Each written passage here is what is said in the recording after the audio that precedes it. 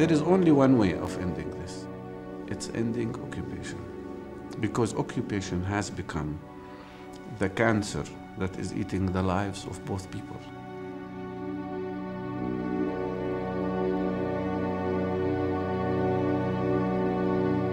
What the occupation did for us, it reduced us into animals in a way that sometimes I'm ashamed to say that I'm in Israel. This is, you know, a huge bluff of the Israeli establishment, that every, you know, criticism of its policy is anti-Semitism.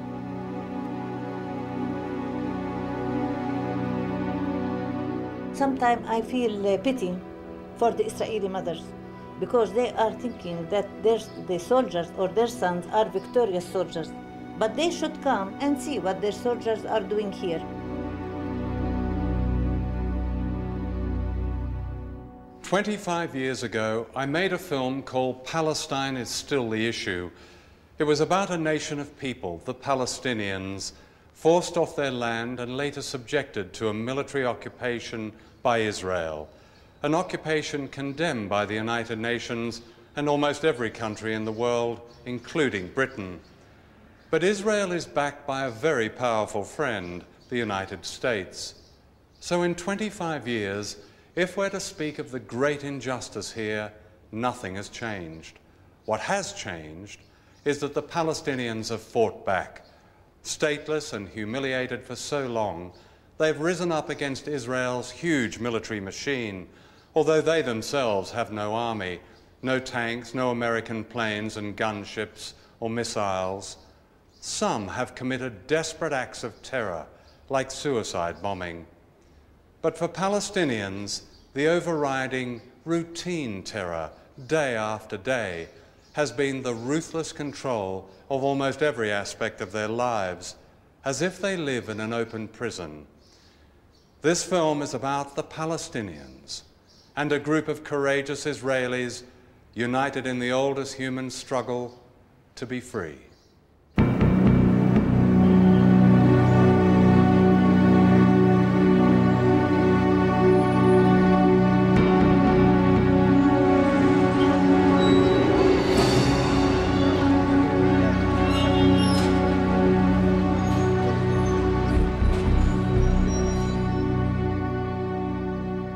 Last April, troops and tanks of the Israeli army attacked Ramallah and other towns in occupied Palestine. This was reported as an incursion to stop terrorism. In fact, it was also an attack on civilian life, on schools, offices, clinics, theaters, radio stations. This systematic vandalism is typical of one of the longest military occupations in modern times.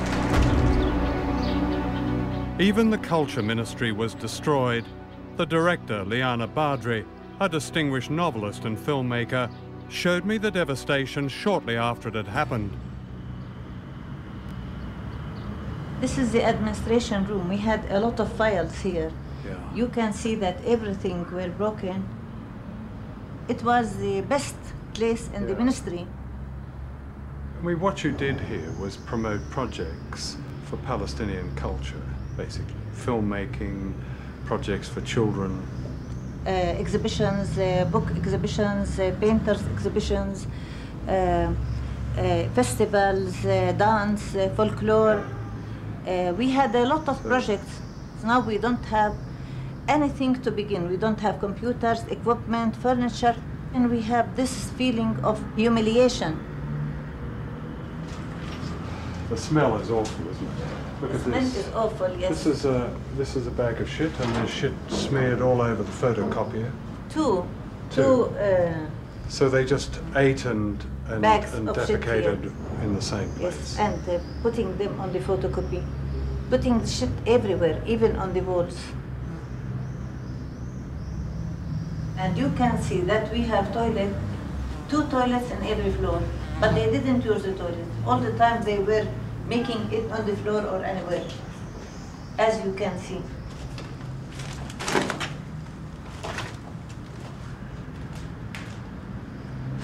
We have a look in this room in here.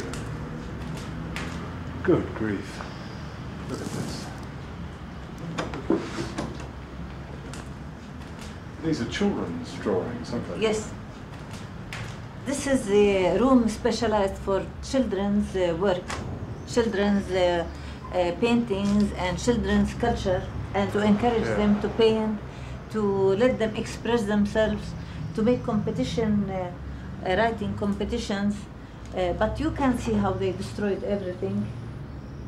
They don't respect anything. They just want to come and destroy, and this is the systematic terrorism of the Israeli state. For the Palestinians, this cultural vandalism means a deliberate intention to destroy them as a nation. The heart of the conflict here is a struggle for land, for the hills and valleys of Palestine, for precious water and fertile soil. During the early 20th century, the great majority of the population of Palestine were Palestinian Arabs. In 1948, Israel was founded in the shadow of the Holocaust. For the Palestinians, this meant the loss of 78% of their country. Today, they are seeking only the remaining 22% of their homeland. For 35 years, that homeland has been dominated by Israel. In 1987, the Palestinians rose up in what they call Intifada. History will surely call it a war of national liberation. They fought mainly with slingshots against tanks and planes, and they were put down with this kind of brutality. Israeli soldiers deliberately breaking the bones of prisoners. Some of the soldiers later insisted they were carrying out official Israeli policy.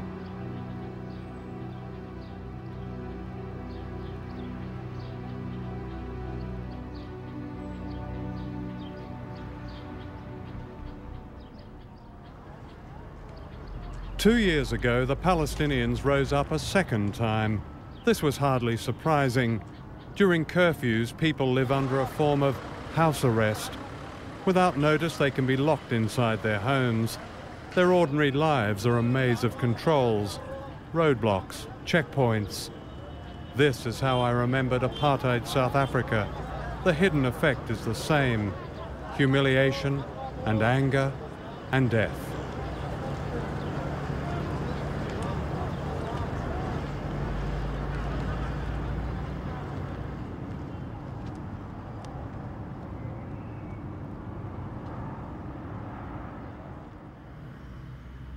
This Palestinian woman knows how devastating the impact of checkpoints can be. Last October, she was about to give birth to her second child, and she and her husband set out for the nearby hospital. They were stopped at an Israeli roadblock where they pleaded to be let through. هم بقوا 6 7 يعني منهم كلمة ولا كلمة دفشوا مين؟ دفش جوزي فهذاك ضربه في البرودة الثاني ورمى عليه الهوية فعودنا رجعنا على سبيل إنه يعني مزاجهم يمكن رايق فما رضوش من ننزلها مشي ما رضوش ساعتها خلفت كانت حماتي معاي فهي قطعت حبل السرة في شفرة ويوعي الولد يعني ضل يوعي الولد فعاود لفه بجاكيته ولفينا عن طريق كرمزان اتصل في سيارة من كرايبة شوفير عودنا طلعنا لما وصلنا المستشفى الفرنساوي اللي هو الولد متوفي.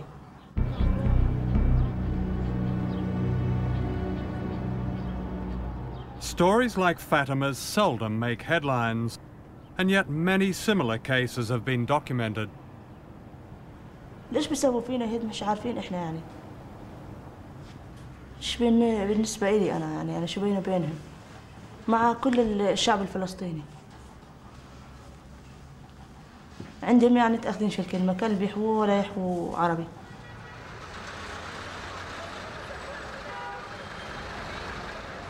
Palestinians try to lead a normal life, but life is never normal. During Israeli military operations, curfews stop everything. Ambulances are denied access to the sick and wounded.